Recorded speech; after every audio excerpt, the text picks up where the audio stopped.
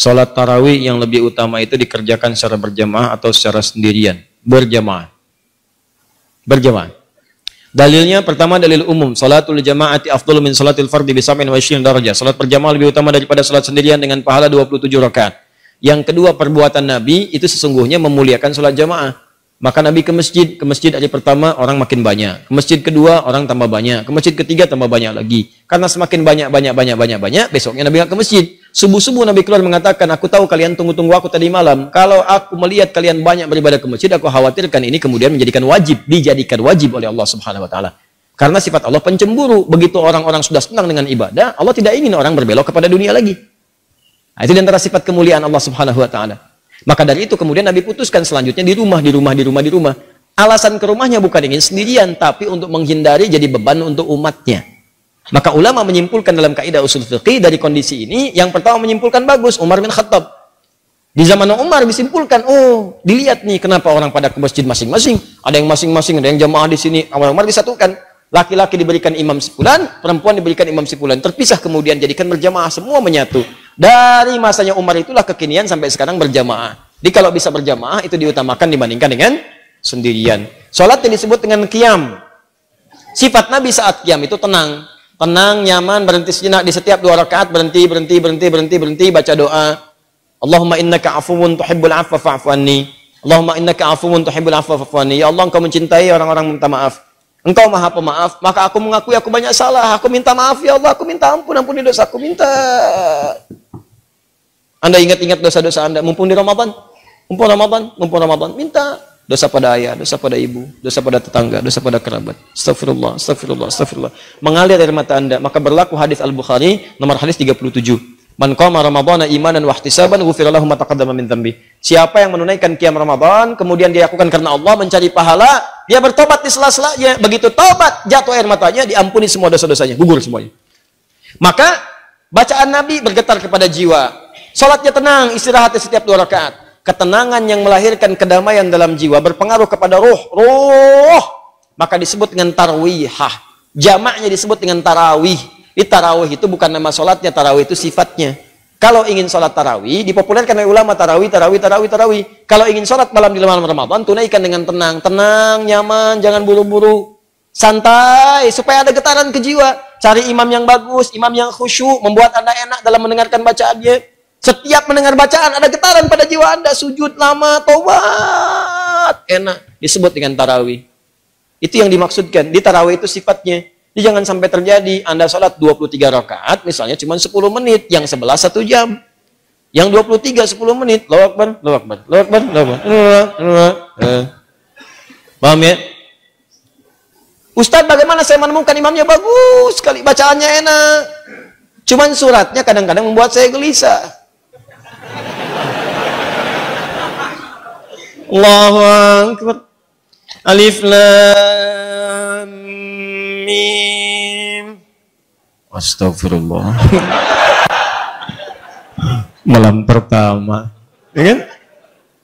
Udah gelisah-gelisah, tiba-tiba Allahu Akbar. Cari niatkan niat. Kalau sudah niat, yang berat akan ringan, yang ringan tak akan terasa.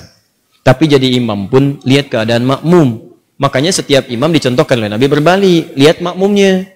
Lalu dikatakan istau i'tadilu sawu sufuf fa inna taswiyatas sufuf min iqamatis shalah. Ini kalimat-kalimat isyarah. Dalam hadis itu, dalam bahasa fikih terdapat 2 tuntunan. Ada kalimat namanya haqiqah. Kalimat haqiqah itu langsung diucapkan sesuai dengan bahasanya. Jangan dirubah-rubah. Kalau Arab, sudah jangan dirubah. Seperti adzan. Adzan itu sudah haqiqah, kalimatnya seperti itu.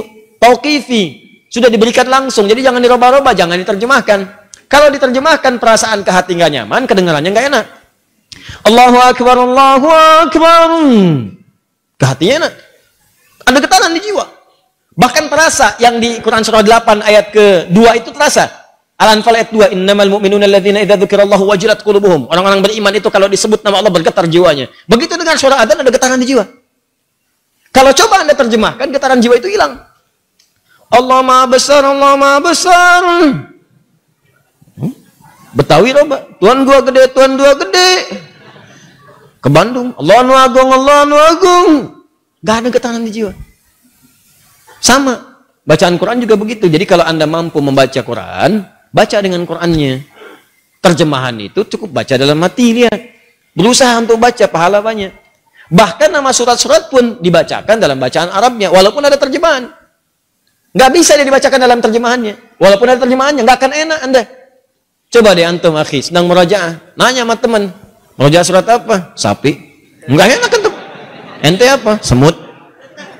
Murajaah surat apa? Al-Baqarah. Masya Allah. Antum apa? An-Naml. Lain, getaran kejiwaannya beda. Dia lagi ngapain? Murajaah, baca Quran. Surat apa? An-Nisa. Tuh. Beda. Baca surat apa sih itu? Surat Mama. Mama. Lain kan?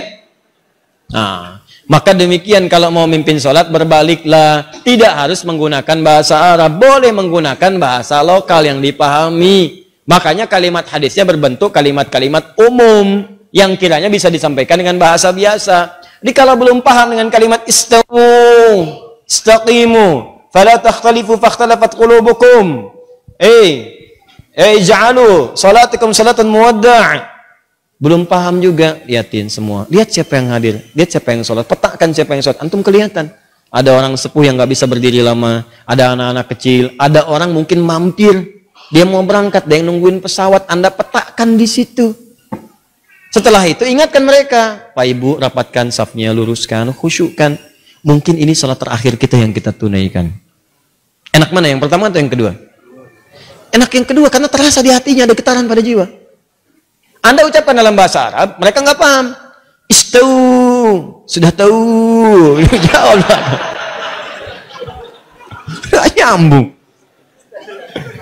Nah, begitu sudah kelihatan siapa yang sholat, maka bacalah ayat-ayat sesuai dengan keadaan makmumnya. Kalau makmum nggak pandai, nggak bisa, nggak kuat berdiri lama, baca surat-surat yang pendek. Bukan aib baca surat pendek. Justru di situ berpahala. Kalau kira-kira bisa kemudian berdiri lama dan sholatnya mendukung itu, subuh, isya, baca surat yang panjang. Jangan maghrib baca Al-Baqarah, subuh kul huwallah. Paham ya? Awas hati-hati, ini menyesuaikan karena Mu'adz pernah mengimami, Mu'adz bin Jabal. Bayangkan sholat maghrib, sholat isya, bacakan Al-Baqarah. Di belakang orang baru pulang kerja, makmum di belakang. Begitu makmum yang di belakang, Allahu Akbar, baca Al-Baqarah sampai tuntas. Begitu salam kosong. Kejadian.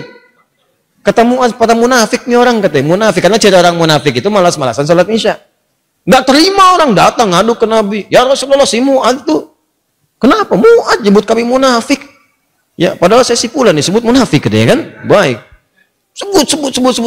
Misal. Setelah itu dipanggil Mu'adz, jadi klarifikasi. Nah, ini klarifikasi. Kalau ada yang kurang tepat, klarifikasi. Mu'adz, apakah benar kamu mengimami baca Al-Baqarah? Benar ya Rasulullah. Kenapa kamu baca itu? Saya kan contoh Anda.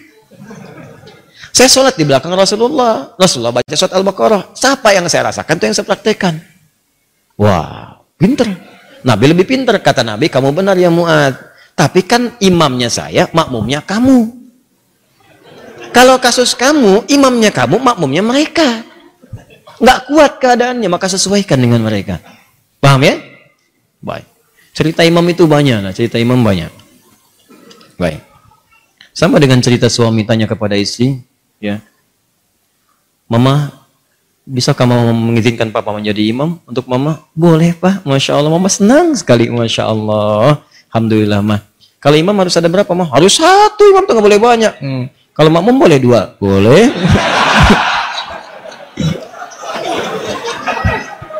Oh, senang banget sebelah sini tuh. Saya nggak teruskan Bu, saya nggak teruskan. Tenang aja ya Bu, tenang. Belum selesai kisahnya, ntar kapan-kapan kita bahas. Teruskan. Masih ada waktu? 3 menit ya, 3 menit ya. Waalaikumsalam warahmatullahi wabarakatuh. Apakah ketika kita bertobat dengan sungguh-sungguh, benda, tempat, apapun yang pernah kita pakai, kita kunjungi dan bersaksi jika sudah pernah membawa atau digunakan untuk keburukan? Maksudnya, kalau Anda pernah bermaksiat, atau orang lain lah, jangan Anda. Kalau seorang pernah berbuat maksiat di satu tempat atau menggunakan satu benda, apakah kalau bertobat benda itu dan tempat itu akan bersaksi lagi di hari kiamat? akan maksiat yang pernah dikerjakan. Terkait dengan benda yang akan bersaksi, ada ayatnya. Bahkan tubuh kita juga ada. Di surah Yasin jelas, al-yauma nakhtimu ala afwahim wa tukallimuna aydihim wa tashhadu arjuluhum bima kanu. Baik. Jadi mulut itu dikunci, yang bicara itu tangan bersaksi. Ya, sekarang di dunia aja tangan udah bisa bersaksi. Awas, sidik jari itu kan tangan. Udah bisa bersaksi. Siapa pelakunya? Yang megang gelas, ada sidik jarinya di sini. Kan? Hati-hati.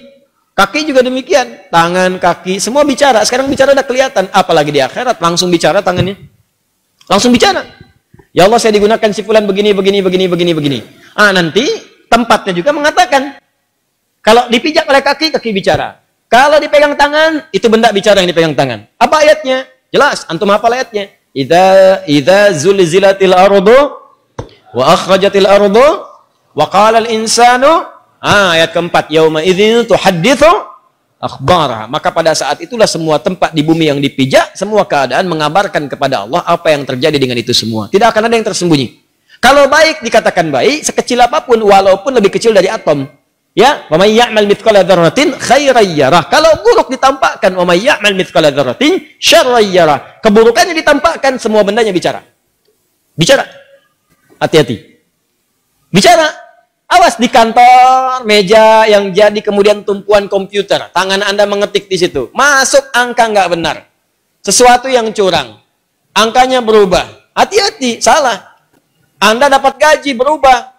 Gaji 172, hilang satunya, 72-nya muncul. Ya, hati-hati. Gaji 53, 53-nya tertulis tambah 5 lagi misalnya kan? Nah, itu nggak benar. Nanti itu akan bersaksi, tangannya bicara, komputernya bicara, semua bicara. Dan memberatkan timbangan di akhirat nanti dalam keburukan. Semua. Anda jalan di mobil bermaksiat, awas hati-hati. Mobilnya mobil dinas, fasilitas-fasilitas negara, tanpa izin dipakai kebutuhan pribadi. Awas, itu bicara nanti. Kemudian Anda tobat, ya Allah saya salah. Ya Allah saya salah. Ya Allah saya salah. Ya Allah saya salah hitung. Ya Allah saya salah tempatkan. Ya Allah salah saya begini. Ya Allah saya salah begitu. Ya Allah saya begini. Salah, tobat. Begitu Anda selesai tobat, Ustaz, apakah tempat itu bersaksi lagi di akhirat nanti? Apakah benda itu akan bersaksi lagi di akhirat nanti? Ada dua kondisi. Kondisi pertama, tobatnya bila diterima oleh Allah, gugur semua kesalahannya. Tapi Anda akan berhadapan dengan Allah sendirian. Ditutup semua. Anda berhadapan dengan Allah sendirian. Nah, saat ditutup inilah teman-teman sekalian, disampaikanlah semua benda-benda bersaksi kepada Anda. Ditampakkan. Kamu pernah bermaksiat di sini. Pernah bermaksiat di sini. Bendanya bicara semua. Tapi ditutup dari orang lain. Hanya Anda dengan Allah saja. Ditampakkan oleh Allah, setelah itu disampaikan kepada Anda. Semua ini aku hapus dan aku ampuni semua dosa-dosamu. Ditempatkan Anda ke surga. Itulah sayangnya Allah kepada Anda, hanya ditampilkan kepada Anda untuk menunjukkan bahwa rahmat Allah begitu luas dan tidak ada yang sia-sia dari taubat. Makanya taubat. Jadi ketika ditampakkan pun hanya Anda yang tahu di hadapan Allah Subhanahu wa taala. Untuk menunjukkan betapa luasnya rahmat Allah, betapa luas rahmat Allah. Itulah faedahnya taubat. Sebab kalau nggak begitu kadang-kadang nggak kerasa. Sama Anda berbuat salah, ada CCTV nih. Bos Anda melihat. Tanpa sepengetahuan karyawan Anda dipanggil Anda ke ruangan bos Anda. Dikatakan, kamu berbuat salah ya. Ya, saya mohon maaf bos, saya salah gini-gini. Betul. Ini CCTV-nya. Ini kan perbuatan kamu kemarin. Ya, sudah. Saya sudah lihat kamu menangis kemarin. Saya sudah lihat kamu mengakui ke istri kamu kemarin. Istri kamu bicara dengan saya. Sudah, saya maafkan. Jangan diulang lagi. Ini antara saya dengan kamu. Ini saya hapus semuanya ya. Sudah, nggak ada orang yang bisa akses lagi. Kamu bagus, sudah mengakui kesalahan. Gaji kamu saya naikkan. Sudah, sekarang nikmati dengan keluarga. Dia cerita sama temannya, besoknya temannya berbuat salah juga gitu ya. Nah, ini keliru. Paham ya? Ini kondisi yang pertama, supaya Anda sadar rahmat Allah begitu luas, ditampakkan. Yang kedua, dihapus semua, sudah. Yes, habis semua. Habis. Tutup. Jadi begitu dia tobat, benda nggak bicara lagi, tempat nggak bicara lagi, selesai aja, habis semuanya, habis, selesai. Ya, sudah. Begitu dihisab, bahkan ada di antara mereka yang masuk surga tanpa hisab. Ada. Apa tidak pernah kita berpikir sejenak tentang orang-orang yang masuk Islam di zaman Nabi? Nggak pernahkah Anda membaca kisahnya Umar bin Khattab? Tidak pernahkah Anda membaca kisahnya misalnya Jundub bin Junadah menjadi Abu Dzar Al-Ghifari? Pernahkah Anda kenal dengan kisahnya Khalid bin Walid? Bukankah mereka orang-orang yang pernah menentang Nabi sebelumnya? Pernahkah mereka bermaksiat sebelumnya? Pernahkah mereka kemudian maksiatnya lebih dari apa yang dikerjakan orang sekarang? Tapi pernahkah Anda mendengar kisah di antara orang-orang yang masuk surga tanpa hisab ada nama mereka di situ?